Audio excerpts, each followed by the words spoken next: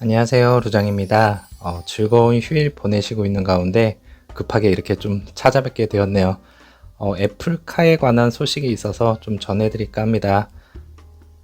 이제 독일의 스포츠카 제조업체인 포르쉐가 애플과의 잠재적인 파트너십 논의를 좀 암시를 하였고요. 포르쉐 경영진은 작년 말 미국에서 이제 애플 및 기타 몇몇 기술 회사와 이제 논의를 했다고 하고 있고, 자동차 회사의 이제 CEO인 올리버 블루메가 실적 발표에서 이렇게 말을 또 하였습니다.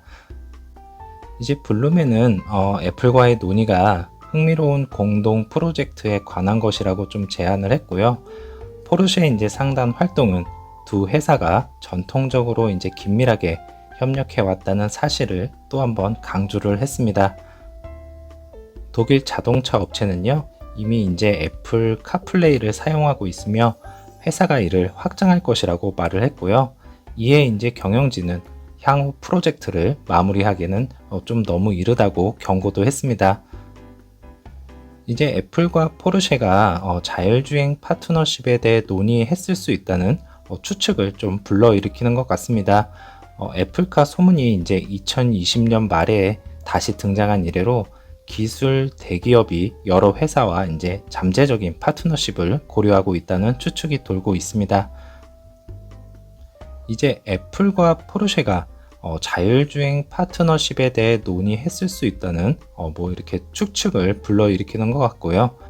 애플카 소문이 이제 2020년 말에 다시 등장한 이래로 기술 대기업이 이제 여러 회사와 잠재적인 파트너십을 고려하고 있다는 좀 추측이 돌고 있습니다. 이제 11월에는 회사가 사람의 이제 개입이 필요 없는 완전 자율주행 자동차를 만드는 방향으로 기울고 있을지도 모른다고 했고요.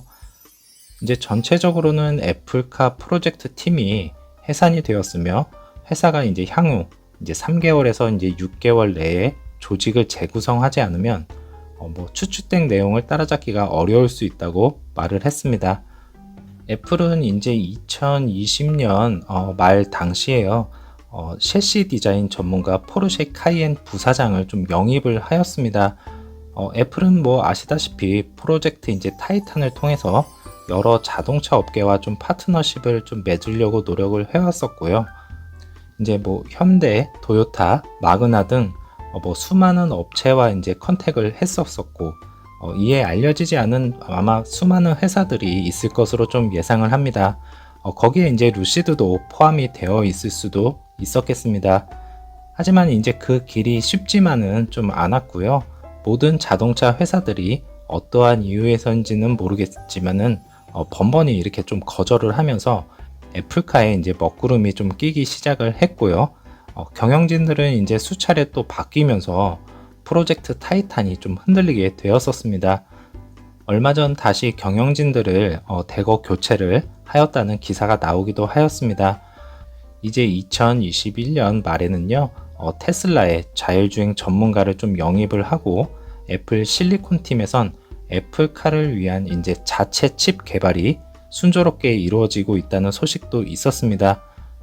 하지만 이제 자율주행에 이제 관해서 쓴 잔을 좀 많이 맛본 후에 그래도 이제 자율주행에 대한 욕심은 완전히 버리지는 못했었고요.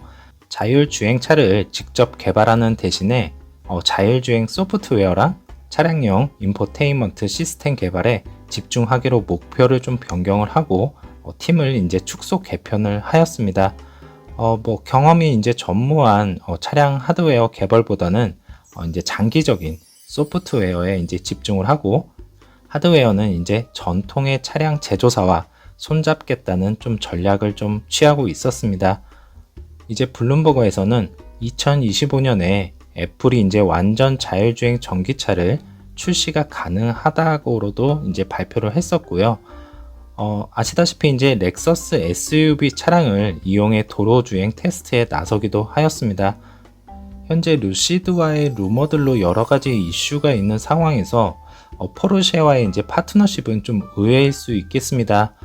애플은 이제 사실 루시드에 관해서 직접적으로 이렇게 좀 언급을 한 적이 제가 생각하기에는 좀 없던 것으로 생각이 되고 있고요.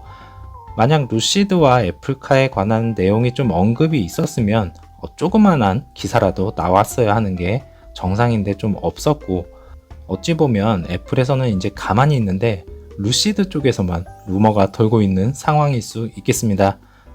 예전에도 이제 말씀드렸지만은 제가 생각하기에는 애플카는 루시드와는 좀 아닌 것이 점점 사실이 되어지고 있고요.